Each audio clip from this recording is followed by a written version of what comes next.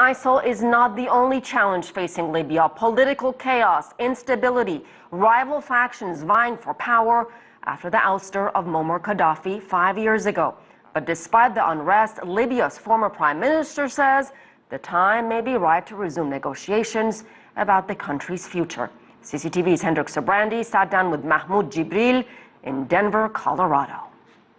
Probably once or twice. At a briefing for the nonprofit organization World Denver, Mahmoud Jibril made an observation that few could argue with these days. The easiest task is to destroy a country, but the hardest task is to rebuild it. Jibril, the interim prime minister during Libya's 2011 civil war, said since that conflict his country has not developed in the way he'd hoped.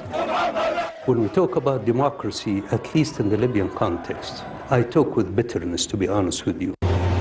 Today, Libya is a country with 3 separate so-called governments, sporadic social services including electricity, and an economy in which inflation is out of control.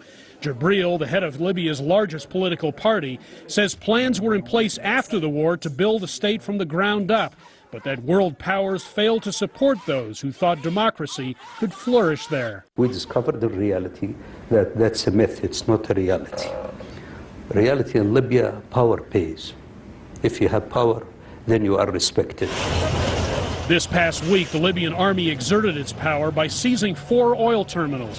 The head of the state oil company says oil will be flowing again soon. Resuming the oil production, which started yesterday, was a very, very positive step in the eyes of the Libyan people. In the city of Sirte, the military offensive against ISIL continues. The military forces did a good job so far against Daesh in Sirte. But Jibril warns the terrorist group is not easily contained. What will it take for ISIL to be driven out of Libya for good? The battle itself should be fought by the Libyans themselves, you know. This Libyan cause and should be fought by Libyans. Economic development, he says, is the only real answer to terrorism.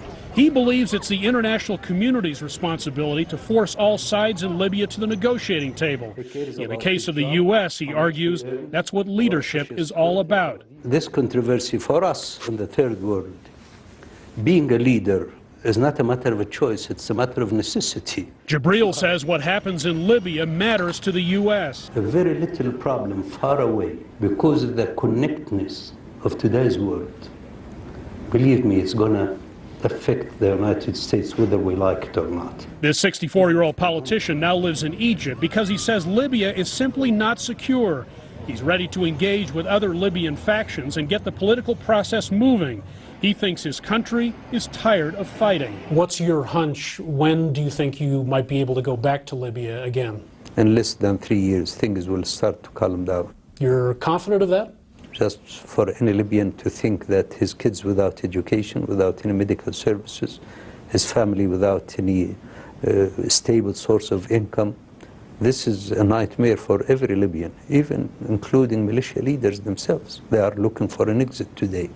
And this is the opportunity that we should seize to capitalize on. But it's only possible, he says, with the world's help. Hendrik Sabrandi, CCTV, Denver.